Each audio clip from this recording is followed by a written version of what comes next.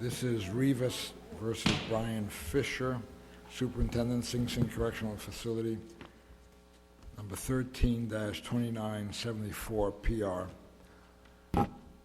May we have the appearances of counsel stated for the record? I know that each of you has signed in with the clerk, but I'd like to have the appearances stated for the benefit of the panel so we know exactly who's who. Beginning on my left. Robert Moran, Assistant District Attorney.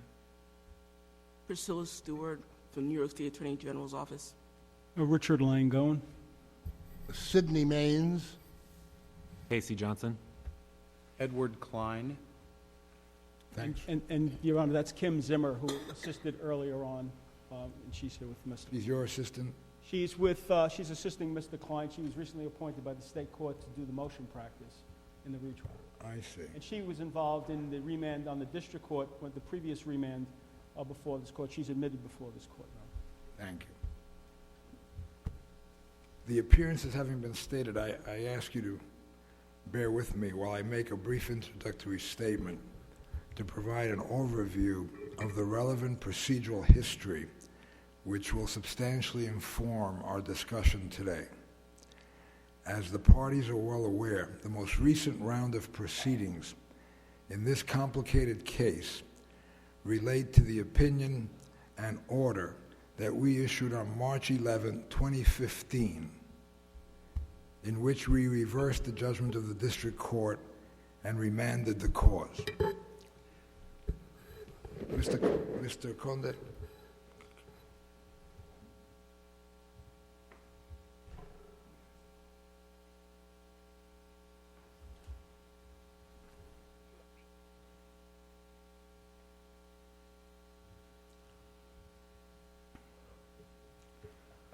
We held, and I quote, that on remand the district court should issue a writ of habeas corpus to Mr. Rivas on the 60th calendar day after the issuance of our mandate, that is May 10, 2015, quote, unless New York State had, by that time, taken concrete and substantial steps expeditiously to retry Mr. Rivas, unquote.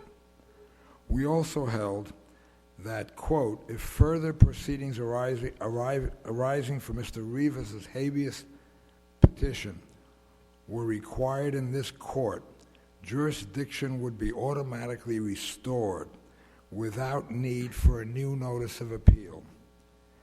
After jurisdiction was restored, the matter would be heard by this panel on letter briefs, unquote.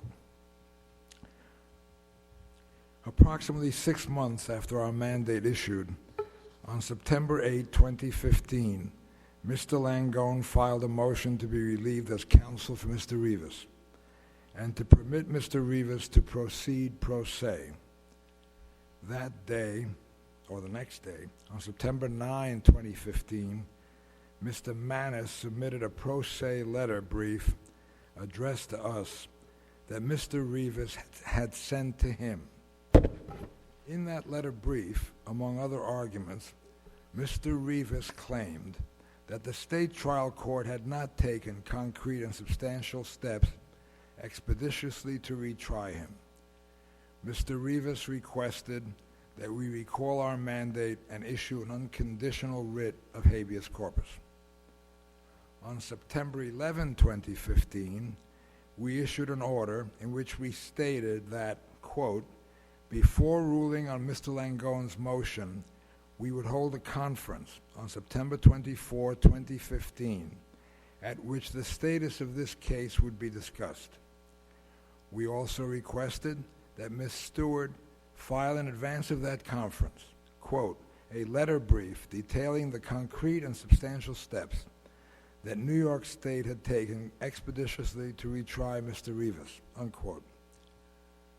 We held the conference as scheduled on September 24, 2015. Mr. Langone, Ms. Stewart, and Mr. Manis appeared.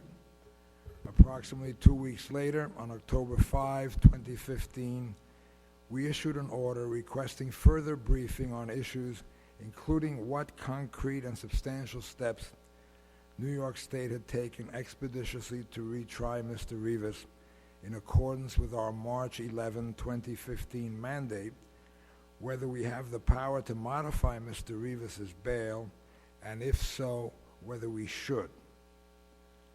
Following the parties' submission of their responsive briefing, on December 23, 2015, we ordered that, and I quote, unless the state of New York had commenced retrial of Mr. Rivas on or before February 1, 2016, Mr. Fischer would be required, that is, the respondent would be required, to show cause why this court should not order Mr. Rivas's release from custody pending resolution of state proceedings, unquote.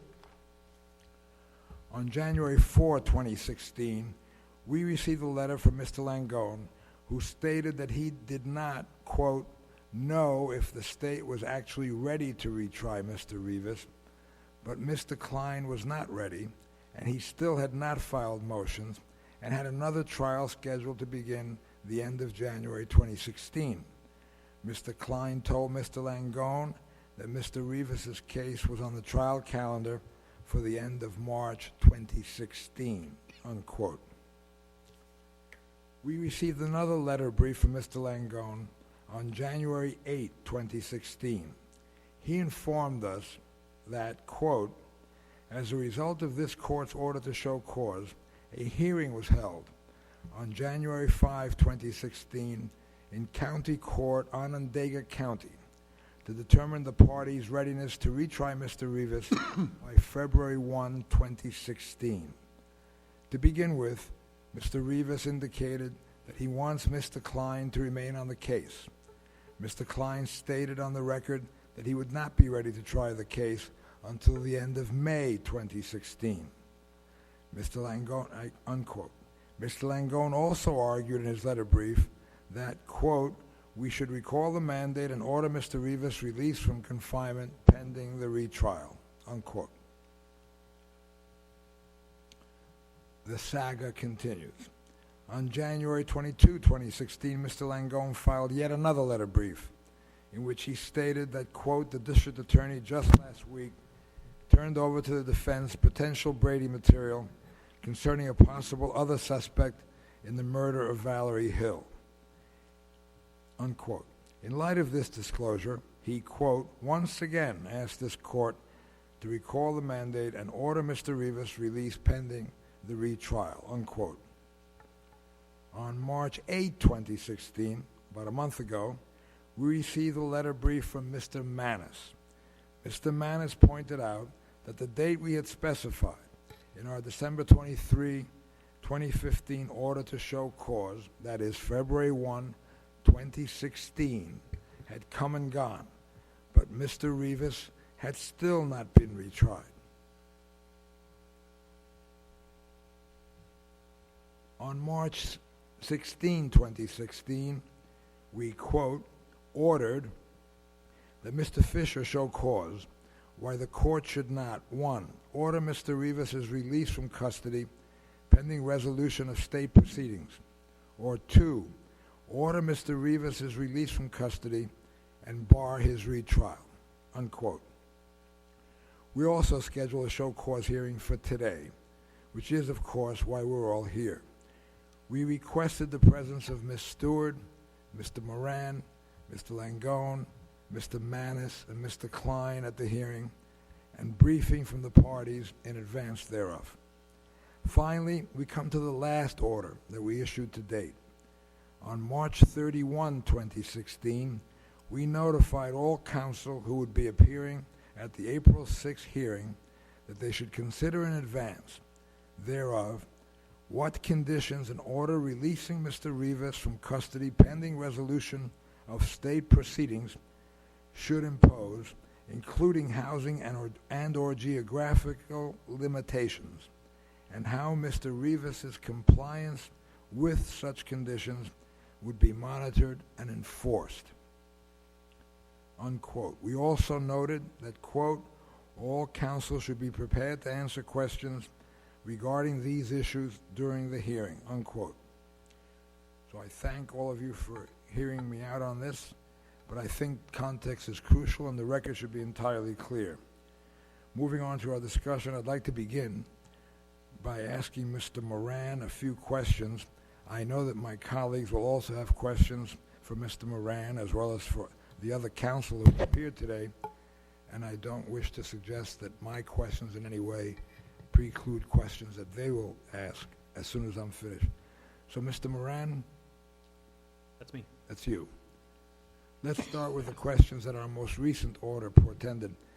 If we were to order Mr. Rivas' release from custody pending resolution of the state proceedings, what is your view with respect to the conditions that we should impose and how those conditions would be monitored and enforced? Judge, I don't know who you intend to have monitor him. I don't know how that's going to be accomplished locally in Onondaga County when people are released for what we call pretrial release. Why don't you move up to the microphone? The probation department would monitor someone and set up conditions that the county court judge might impose on him or her. But I simply don't know how this court's going to force Onondaga County probation to do that. They do it in other cases locally.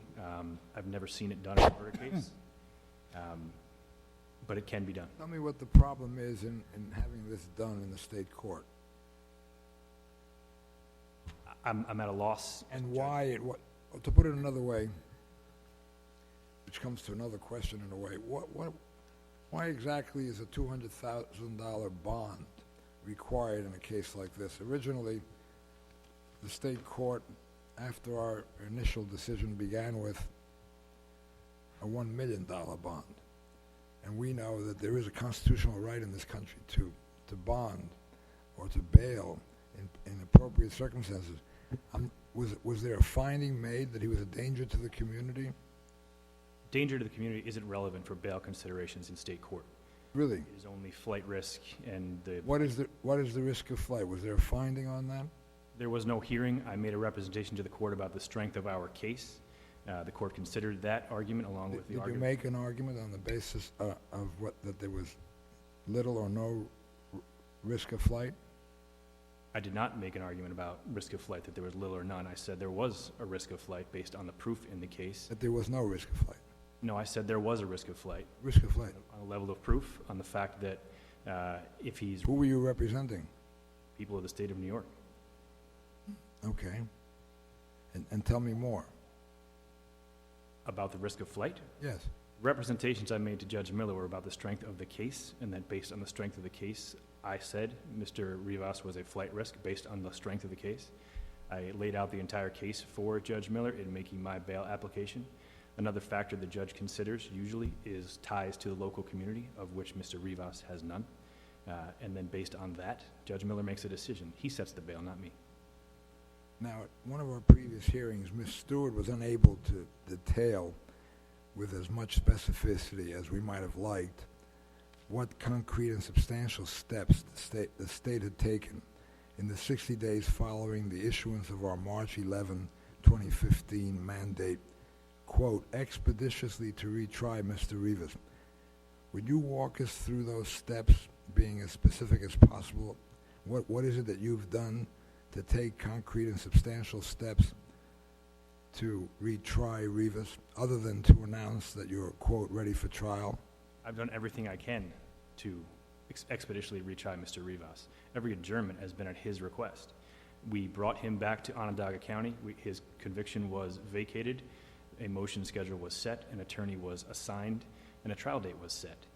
Since that time, that date keeps getting moved, not by me, by them. So you are, in fact, ready to go to trial? I have been since day one. So we'll have to speak to Mr. Rivas's counsel, appointed counsel. What do you say to that? Well, first of all, in the first 60 days, other than their announcement of readiness, nothing took place. Why is that? Other than at the first appearance, I think I was assigned a month later. I think I was assigned in May, first of all. We were handed 370-something pages of police reports.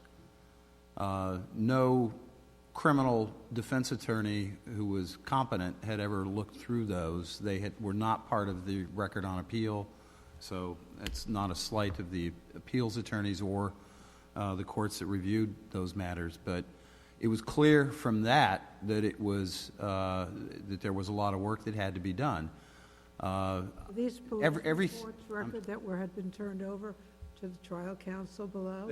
They would have been, but What does that mean? They would have been, but they were? they should have been. Let's put it that way. We don't know what was turned over. You're not saying it wasn't, you're just saying you don't know what. Don't know could have because been, but you don't know. he's unavailable and his records are unavailable, so. Mr. Manis has a view on this, I think. I'm available, and I can tell you those documents were foiled by me, and we had them for quite a period of time. There was nothing new, Judge Cabranes, in those documents. I just merely took them and gave them to Mr. Klein. We had seen them before. This was nothing new. This was nothing concrete or substantial, I can assure this court.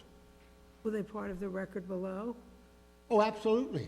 Absolutely, Judge Pooler, without question. We had been through these documents. These There was nothing new. Which documents are part of the state court proceedings? Yeah, in the original. Were they also before the district court? Well, they were all part of the record. That I'm They sure. were part of the record that. Yes, sir.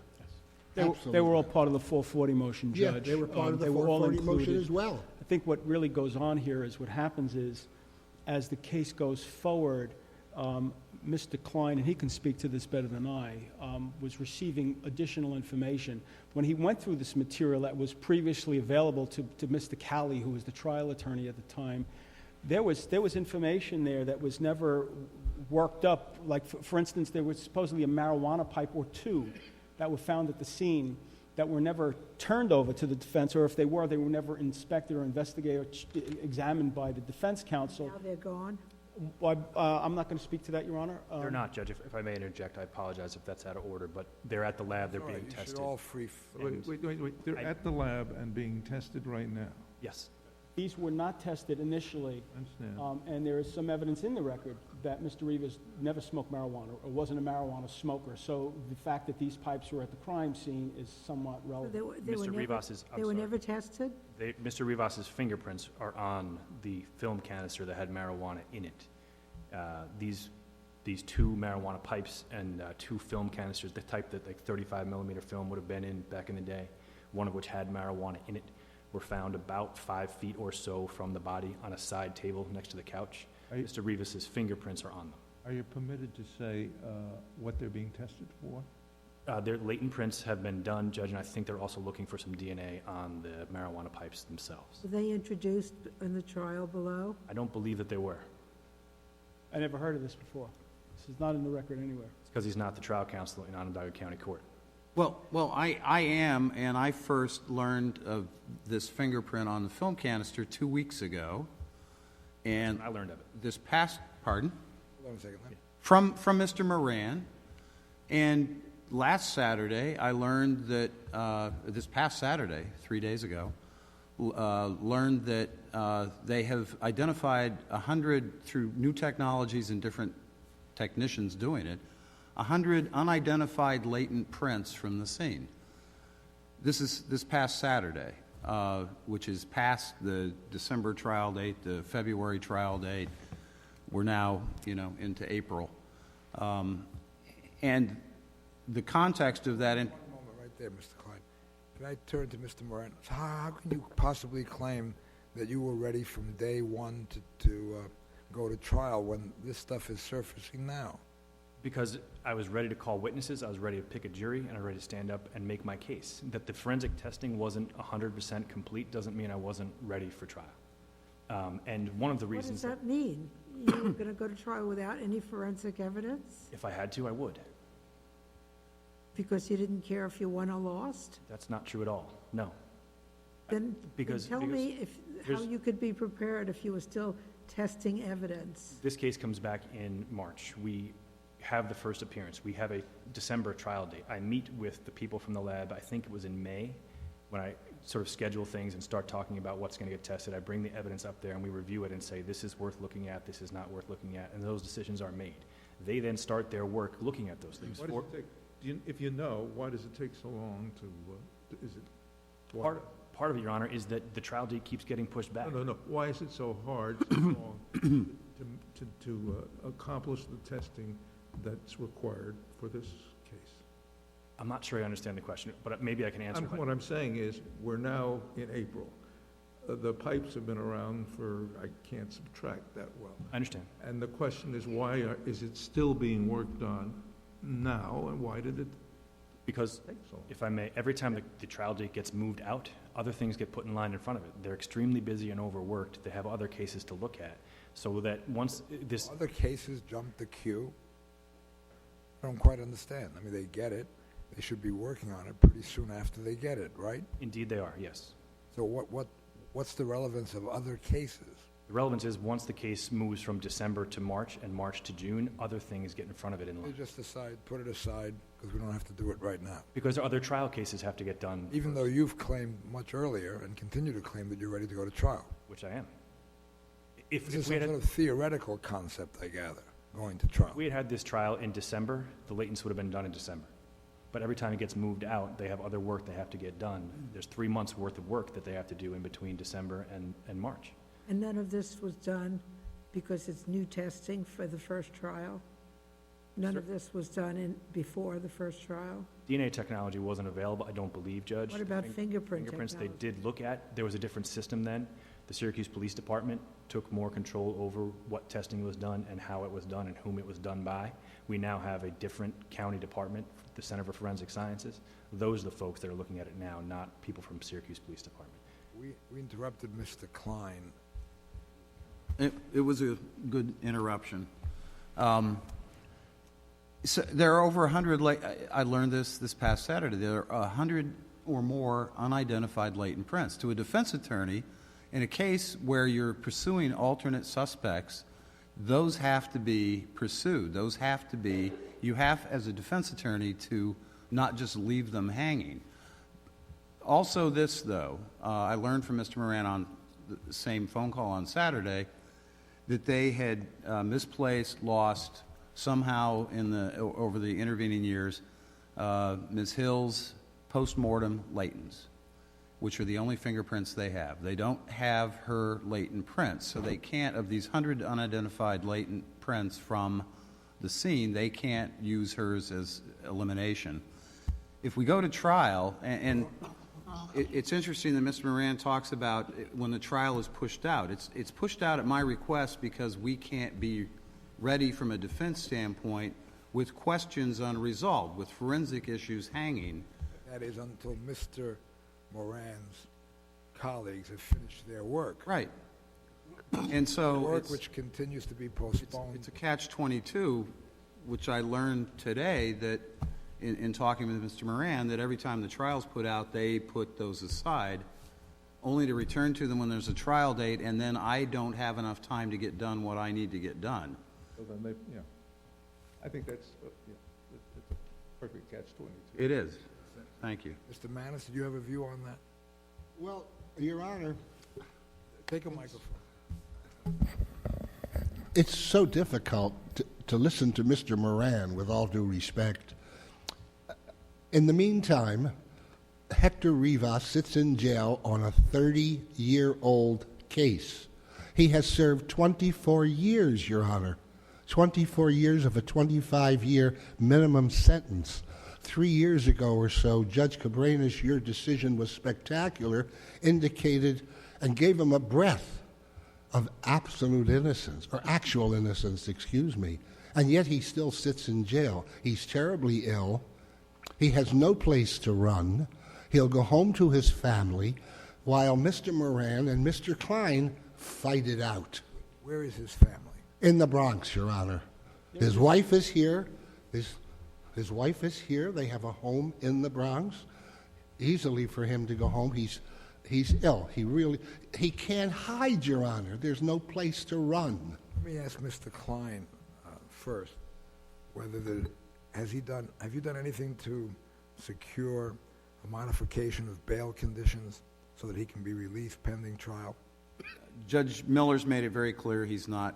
First of all, the district attorney asked for $1 million bail. Yes, I know. Judge Miller set it at $500,000.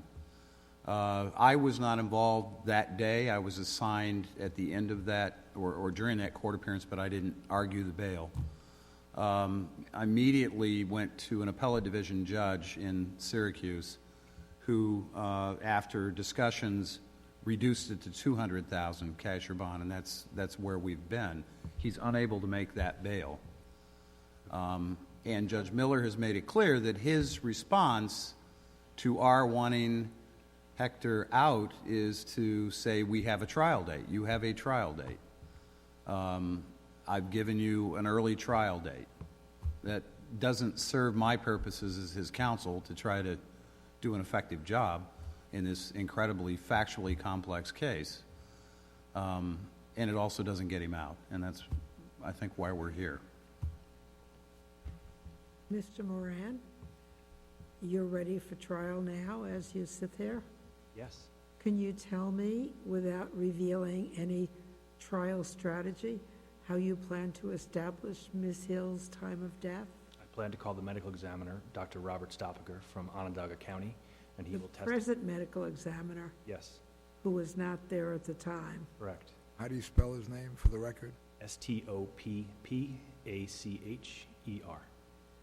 And he's going to do that based on the records of the medical examiner at the time, Dr. Eric Mitchell. Yes, And of course, we know, because we've discussed it before, that the alleged slides didn't exist, correct? we do know that, yes. We do know that. Yes, So it's going to be the medical examiner interpreting the notes of the previous medical examiner, yes, whose integrity was called into question in our decision. I suppose. Well, we thought that the fact that he was being investigated by the district attorney at the very time that he changed his testimony was at least interesting and perhaps a badge of fraud. He didn't change his testimony. He never changed his He testimony? never changed his testimony. I think you're wrong about that, but elaborate on that. He never said that she died on Saturday. That was reported in the newspaper. It was part of an affidavit that was submitted as part of a search warrant. That affidavit came from a police officer. I think it was just misconstrued, frankly, and I think that happens. Construed by whom? By the police officer. And what about I- our opinion? Was there anything factually inaccurate about what we described? I thought your opinion said that you never really called into question Dr. Dr. Mitchell's integrity about opinions and autopsies that he had performed, but that the questions were about handling of body parts and those kinds of things. It wasn't really about his job, but how he handled other things. That was my Although he was recollection. being investigated by the district attorney who was trying this case at the same time as he was testifying. Isn't that correct? Weren't they contemporaneous events? I honestly don't know, but I've heard that. You've heard it and you've read it. Yeah, and I've read it. Do you have any reason to doubt the accuracy of that? I don't think Ms. I Stewart. don't know the time.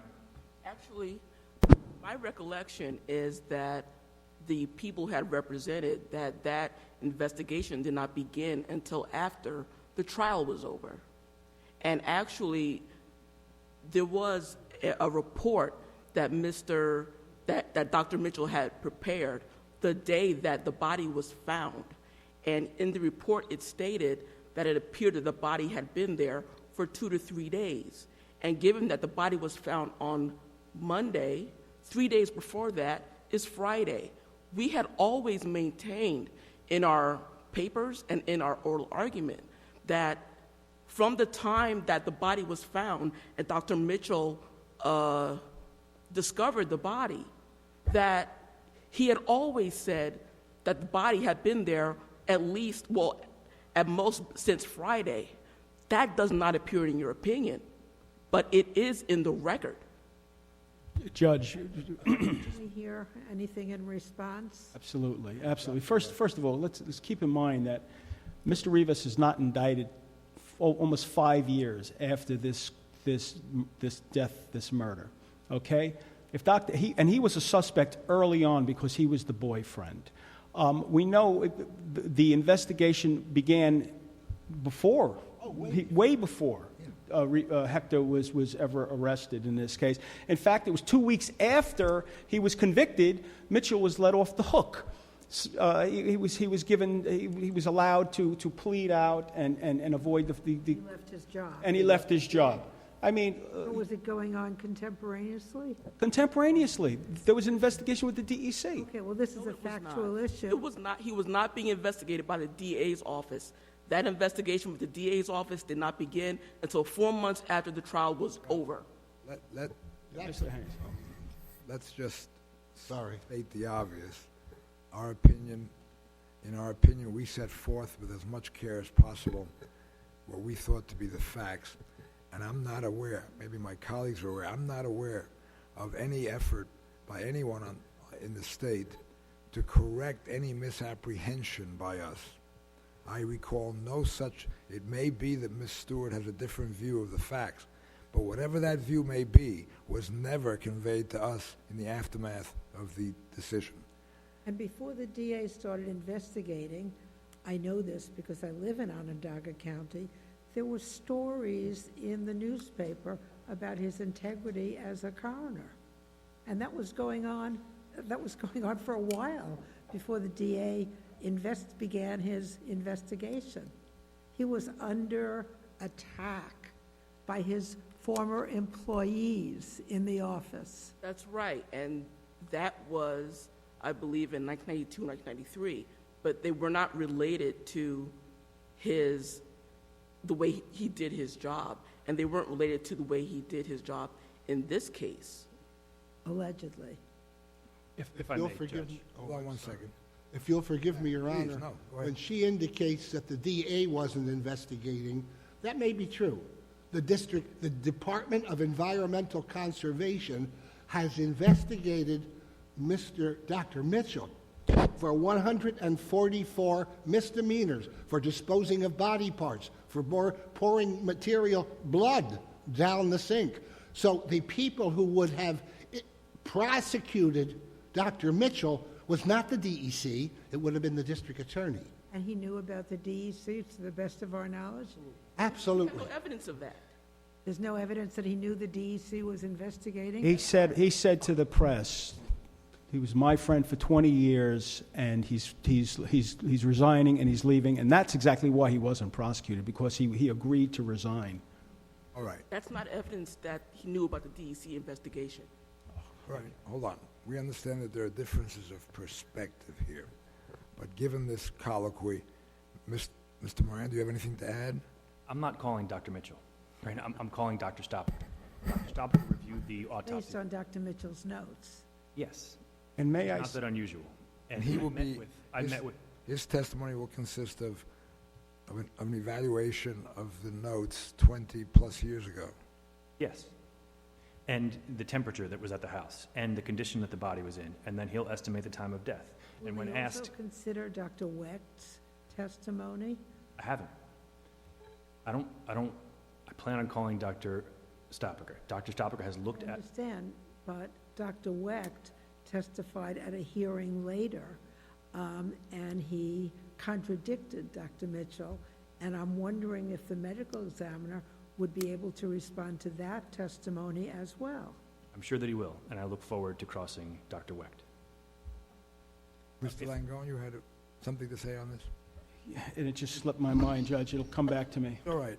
If I may, please, because Mr. what I was going to continue with is, so I'm meeting with Dr. Stopper at the medical examiner's office. He has had the opportunity to review the autopsy performed by Mitchell and review the file that the medical examiner has. So I'm meeting with him to talk about time of death. He and I go through this discussion. We talk about the onset of livor mortis and then how it comes out of livor mortis. And he says to me, based on her size, based on the temperature, based on Dr. Mitchell's notes about coming out of rigor mortis, he would estimate the time of death to be between 24 and 72 hours. I don't think there's any evidence in the record about the temperature in the room. There is evidence in the record. I don't know if it's in your record, but I have paperwork from the evidence technician at the time who documented that the temperature at the apartment was between 62 and 64 degrees. We're not here to adjudicate or Yes. consider any of those matters. But since you've been ready for trial forever, according to what you said, how long will it take you to complete the work, assuming for the argument that Mr. Klein is also ready for trial under the same theory that you're ready for trial? How long will it take you to complete all of that, all of those matters that you keep putting aside? I don't put them aside.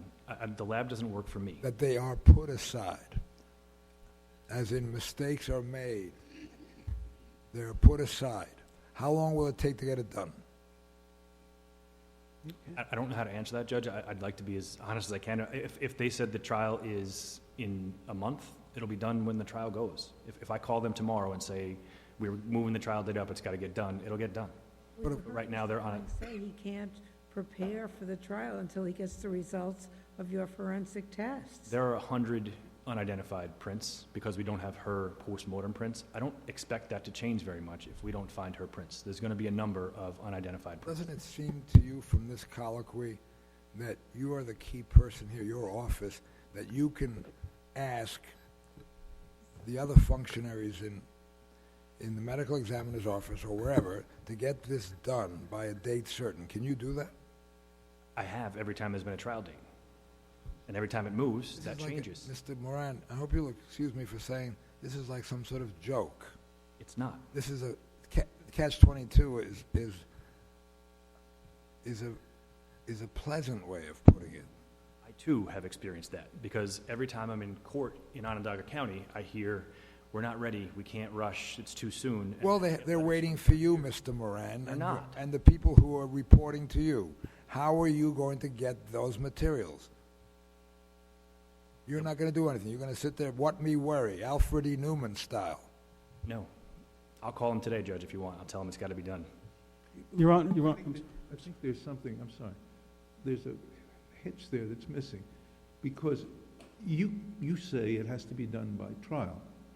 Your adversaries are saying, no, it has to be done before trial because we're entitled to look at it and be prepared to respond to it. Are they right? Are you right? Or am I just simply wrong? They're entitled to look at it before trial. Well, in that case, it has to be ready before trial. It does. So it doesn't saying it's going to be ready by trial isn't helpful. It has to be ready enough before trial so they can do what they do, and then everybody's ready for trial. Completely circular, Mr. Moran. Would it be helpful to you in this respect? Sure. How long will it take, Mr. Moran? Judge, I'd have to talk to them, but, I don't know what You didn't think to do that or to check before you made the trip to New York? I didn't. Your Honor, may I also say that from the first appearance we made in March, or immediately after this court's order, they announced ready. Clearly, a year later, they're still doing things, so that was completely illusory. So those representations are hard to grasp. But I'm going to go right to what I think is really the critical point at this point, from what I'm hearing right now, Your Honor, with respect to preventing or precluding the state from retrying Mr. Rivas. And let me tell you what's going on here, Judge. The 25 years, it's a 30-year-old case now. It's almost impossible to recreate these events. We know that this case, the trial, was predicated upon ineffective assistance of counsel and really, really inappropriate behavior by a medical examiner, to be kind, okay? This was state action driven. I would say it was an outrageous governmental misconduct situation. Now they're saying that there's 100 and some odd latent fingerprints, critical in a murder case of circumstantial evidence, that now cannot be compared because the evidence is lost. Her fingerprints, the known print, is not available to compare these latents to, okay? The medical examiner's Mitchell's report was so flawed, as Judge Pooler's intimating, was so suspect that there's an implicit Crawford issue with respect to allowing someone to come and interpret now some findings that this medical examiner made that are inherently untrustworthy. And the rules of evidence, and even the exceptions, the business record exception and all that, there's the exception for the lack of indicia of reliability. So the basis upon which the present medical examiner is going to posit an opinion with respect to time of death is going to be built on quicksand. And it seems to me that it's very, the totality of all that's gone on has prevented Mr. Rivas from obtaining a fair trial at this point. The witnesses who are going to be unavailable, whose testimony they would like to perpetuate based upon the prior testimony, we would argue that because their testimony, Mr. Rivas had globally ineffective assistance of counsel, that it would be unfair because even though he had a similar opportunity and interest to cross-examine these people, the constitutional right to effective representation was denied. So to allow testimony of people that may not be available to come in under prior sworn testimony is problematic. I don't wish to cut you off in any way, but we're not here to review the merits of any of these situations. Habeas. Yes, I know. What really concerns us, I think, is whether there are conditions that can be and should be established to permit Mr. Rivas, as a pretrial detainee whose prior conviction has been voided, to be free pending trial. Well, with that statement, then it's really quite simple, and this court knows far better than I do. He's been in jail for 24 years on a 25 to life sentence. He's an older man. He just had 5 inches of his colon cut out. I've got medical records here. I served a copy on Ms. Stewart, and I'd like to serve a copy on the court, if I might. You just give it to Mr. Conner. Thank you. Just indicating his dire condition. Didn't Patty Duke just die yesterday of the same thing last week? Probably not, but, okay. Dr. Sack, in this case.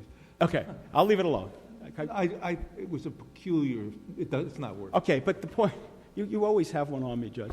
But the point is that he's been very, very ill. He was a model prisoner. He had his prior. He was out on bail previously. He's got no reason to run. He'd be eligible for parole release consideration in 1 year. We know that the evidence against him is paper thin. And let me tell you something else here, Judge. It's really troubling to me. As an appellate practitioner, I see this case having a slew of important pretrial constitutional issues that have to be decided. So the trial court judge, the state court judge at this point saying, yeah, well, get ready, we're trying it next month. Well, guess what? I think the pretrial motions in this case for a correct disposition of this matter is going to take several months. I think that if they're both prepared, the judge can't be ready to try this case. I don't know what he's thinking, that he's going to try this case, he says, with or without a jury. I mean, with or without counsel, of course he's playing, in 30 days. And it's an impossibility. Going back to Hector's release, he's lived in the Bronx his whole life. He lived upstate for some period of time. His family's in the Bronx. He's married. They're all here. They're great people. Where in the Bronx? Where in the Bronx? I don't know. Maryland? Huh? St. Anne's Avenue in the Bronx. It's his wife. He's going to go home to his wife and his son. Where is he going? He's got nowhere to run. He doesn't even have money to run. Let me ask Mr. Klein what he would recommend to break through this Gordian knot.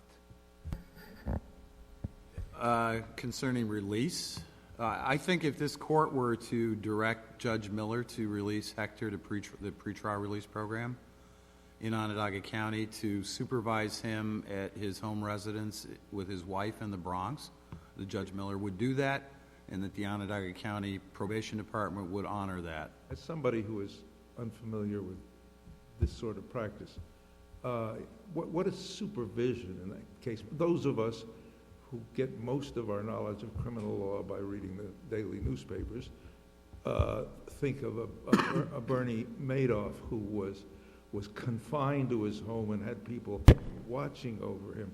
I mean, what do you mean when you say home and supervision? I think the supervision from the pretrial release program can be as simple as a weekly phone call where he checks in and says, I'm still living at the same address, I'm still doing the same things. If he doesn't make that call, we're all in trouble. I see. Pardon? If he doesn't make that call, we're all in trouble. What about, Right. Again, help me. I don't want to commit them to electronic home confinement because that has to be between counties, and they'd have to have an agreement, and I'm sure the home and the setting are... Are you all right? Are you all right? Yes, I'm fine, Your Honor. Counsel, what power do we have to order Judge Miller to release him? Where would it come from? I don't know what statutory power you have under the federal habeas rules. Your Honor, I would submit that first recalling your mandate could give you that power. I believe that the old Writs Act under 28 U.S.A. 1651 gives you the power to take any steps necessary to effectuate the writ. And I would actually ask, I don't trust anything about Onondaga County's judicial system at this point. Forgive me, Judge Pooler. But I think that the only way Mr. Rivas is going to get any kind of pretrial protection is if we have him under federal probation. Under the Writs Act, I think you can have him under federal probation supervision. Pretrial services could monitor him, keep him within the Eastern District, Southern District, and Northern District. So the first step is we recall the mandate. Is that what you... I think that would be required. Gives us jurisdiction I think you have to to... effectuate our earlier decision. Correct. And then if he was released, the county could try him whenever. Yes, and I think that takes the pressure off the state court judge. I'm really worried about that. I really think he's feeling like he's being pressured now, and he's going to try to run this case through. And there is some really serious motion practice that needs to be made here because I don't think Mr. Rivas can get a fair trial anymore. Mr. Klein, you haven't even done motion practice yet, have you? I've had cooperation to the extent... So you got all the discovery, although you just got Brady material. There was already a motion to suppress that was granted of statements and physical evidence, which is the law of the case as far as I'm concerned. That may be an issue for Mr. Moran. And there is a significant motion to dismiss based on constitutional and speedy trial grounds that Ms. Zimmer and I are working on now. That's pending. A motion to dismiss is pending now before... We are drawing it up, but again, it's been a moving target in terms of what evidence is there and what evidence isn't there. What did you suppress? What did the judge... There's a videotape statement that followed Mr. Rivas on video saying, I was told I should have a lawyer here. Is it okay if I have a lawyer here? And they went ahead for another 5 or 6 hours. When was this? This was immediately after? It was a week later. The one immediately after was allowed. It was not, I don't think it was considered. No, okay, but I want to give general time. And that was wasn't. not suppressed in the first trial? Pardon? That was suppressed at the first trial. It was, so... And the torn note in the wastebasket, which is, we factually contest the legitimacy of that, but was also ordered suppressed as beyond the scope of the search warrant. But you're trying to be in exactly the position that the first lawyer was in terms of what's allowed as evidence? I'm okay with those rulings in terms of the evidence, but in terms of trying the case, it's a nightmare. Mr. Klein, I get the impression, perhaps my colleagues also have the impression, that you really can't undertake this important motion practice until certain things are done by the state. Is that by the DA's office? We're almost there, and we committed to a motion date with Judge Miller. What's between there and almost there? The ground shifting under my feet when I get a call from Mr. Moran on a Saturday afternoon telling me there are over 100 unknown latent prints, and that they lost the victim's post-mortem prints. I'd asked him about print lifts and print photographs a couple of months ago because we hadn't seen them, and he told me they can't find them. You don't know because you don't know what's going to happen tomorrow. No, I don't. So Mr. Moran, can you tell us when you can get everything over to Mr. Klein? Mr. Klein has everything I have. I don't hold out any hope that I'm going to find her post-mortem prints. Do you have any hope of ever getting any report from any other state or local agency which will be relevant to Mr. Klein? You mean the testing? Is that what you're referring to? Yes. Then yes. There was one report that was finished yesterday that I'll give Mr. Klein. I told him about it this morning.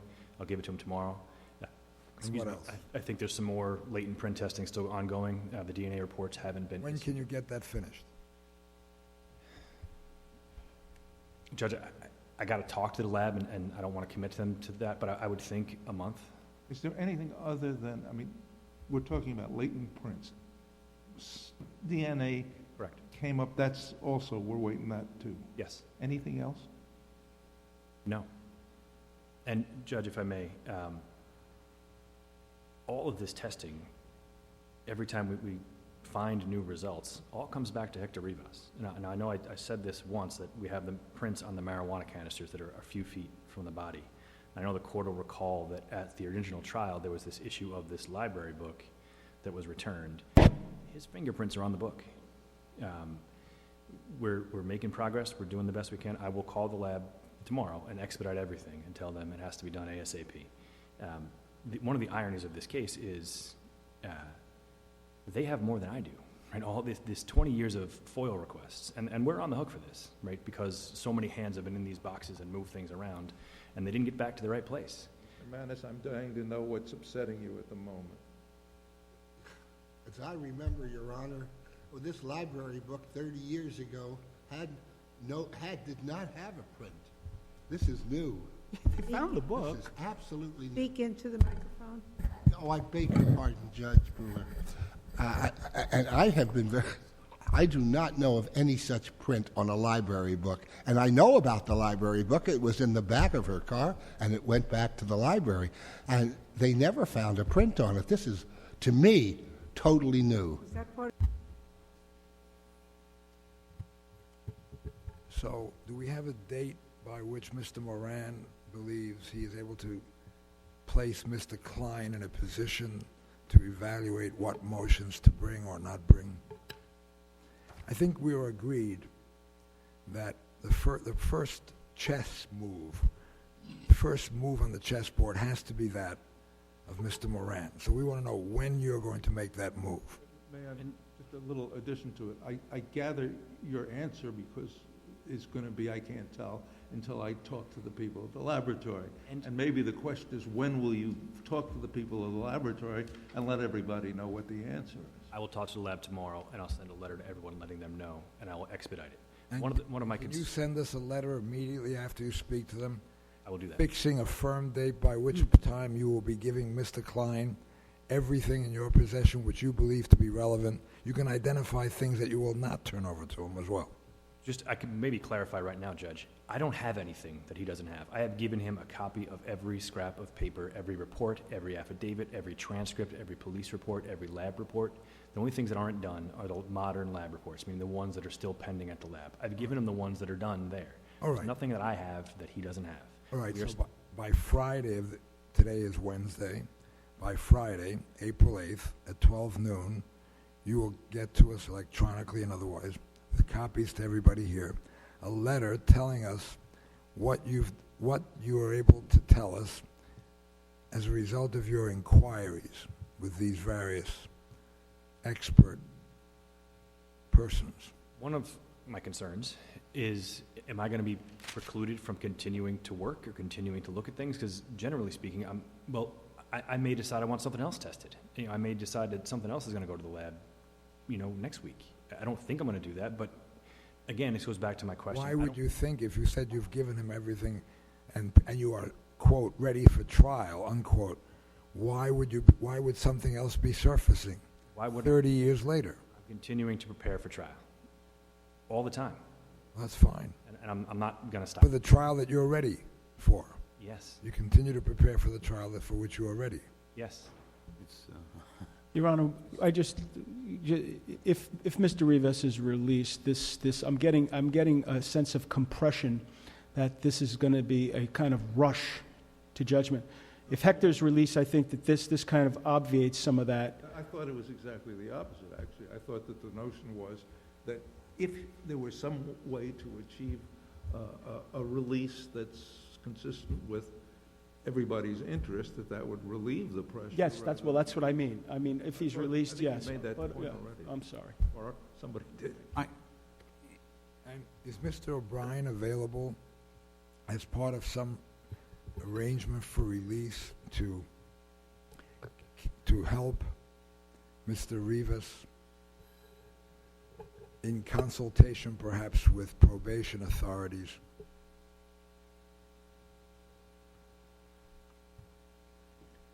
Mr. O'Brien, it seems to me that if Mr. Rivas is released on bail pending trial, and if in fact he's able to go home to the Bronx, that this would fall under the jurisdiction of the Southern District of New York.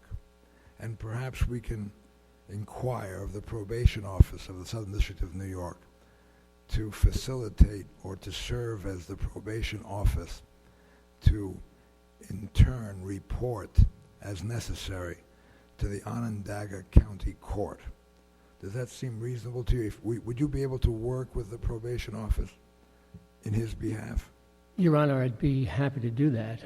My interest has been not as a lawyer, but as a volunteer in a Catholic chapel. We understand. And in that regard, I would be pleased and certainly willing to do whatever the court would require. Thank you. Thank you very much. Anyone have any questions of Mr. O'Brien or inquire about how he might be of assistance? Anyone else? Does anybody else in this panel have any questions for the court or for other members, other persons here? Mr. Langone, do you have any questions for Mr. Moran? Or for Mr. Klein? No, I don't, Judge. I don't. Klein, do you have any questions for Ms. Stewart or Mr. Moran? Any clarifications required? No, Your Honor. Thank you. Mr. Moran, do you have any questions of anyone else in this group No, as thank to you. which would be helpful to you? No, thank you, Judge. All right. Are we coming back here, Judge? Are you coming back? Well, we're not interested in prolonging this. I mean, we're simply, as indicated in my opening statement, we're simply following through on the mandate that we issued, and which may have to be recalled as a matter of form. But in that decision, we indicated quite specifically that if there are any questions regarding our mandate, that they can be brought to our attention, which is exactly, of course, what Mr. Langone and Mr. Manis have done on several occasions. And that is why we're here. So we are here pursuant to the original mandate and according to the terms of the mandate. Now, as a formal matter, we may have to actually recall the mandate in order to issue further orders, but we would welcome your advice on how this might work. And Mr. Moran, maybe particularly from you, any guidance that you might be able to give us in the form of a letter at your early convenience as to how we might accomplish this. Understood. Understood? Yes. Thank you. And what else? Anyone else have any questions, comments? You want to say something? Not hearing Your none. Honor, I just need to to preserve for the record the arguments that we've made in our papers, that the court should not recall its mandate, and that even if it felt that it was appropriate to do so, that because petitioner's conviction has been vacated, his record of the conviction has been expunged, and he has been released from custody, there is no longer any jurisdiction under this proceeding with regard to granting him any further relief. The writ that we issued was conditional. It was, but That's once the source of our jurisdiction. once the conviction is vacated, the conditions that you set were the conditions on his release from the judgment that the court found to be unconstitutional. The unconstitutional judgment here is no more. It is gone. There is no record of him having been convicted of this crime. Correct, but the conditions of the writ have not been fulfilled. But the conditions were the conditions on his release. There were the conditions on the vacatur that he actually got. Whether or not the conditions were met no longer matters because there is no conviction. No, I'm afraid not, Mr. Wood. It's very nice of you to supplement the record, but I think I can speak for my colleagues in saying that your statement just now is simply inaccurate. Our mandate specifically spoke of the release of Mr. Rivas if the state had not taken concrete and substantial steps expeditiously to retry Mr. Rivas. And we are here to determine whether or not the state has in fact taken concrete and substantial steps expeditiously to retry Mr. Rivas. And I think I can speak for my colleagues in saying that that is a challenging question, at least. We're not prepared to make any final decision on that. But I must say, we would not be here unless we had serious questions as to whether that mandate, the conditions set forth in that mandate, had been fulfilled. We are adjourned.